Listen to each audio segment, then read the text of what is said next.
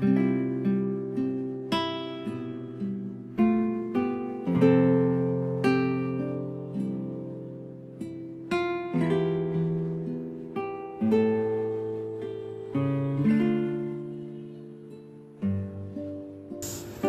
mabuting balita ng Panginoon ayon kay San Lucas.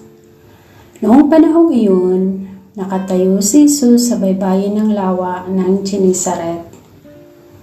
Pinagkalipumpunan siya ng napakaraming tao na ibig makarinig ng salita ng Diyos.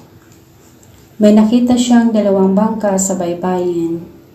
Nakalungsad na ang mga mangingisda at naguhugas ng kanilang mga lambat. Lumulan siya sa isa sa mga bangka at hiniling kay Simong may-ari nito na ilayo ng kaunti sa tabi. Naupo siya sa bangka at nangaral sa mga tao. Pagkatapos niyang magsalita ay sinabi niya kay Simon, "Pumalaot kayo at ihulog ang mga lambat upang manghuli." Sumagot si Simon, "Guro, magdamag po kami ng pagod at wala kaming nahuli.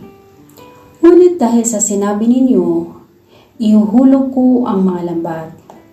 Gayon nga ang ginawa nila at sa dami ng kanilang huli ay halos magkansisira ang kanilang mga lambat.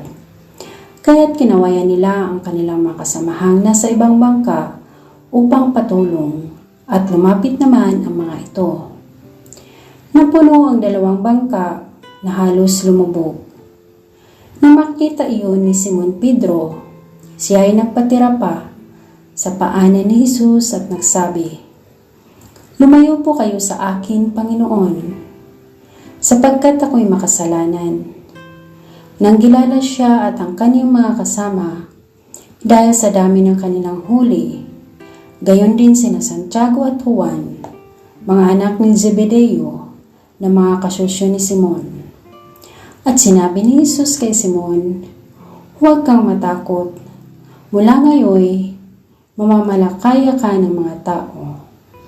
Nang maitabi na nila ang kanilang mga bangka, iniwan nila ang lahat at sumunod kay Jesus.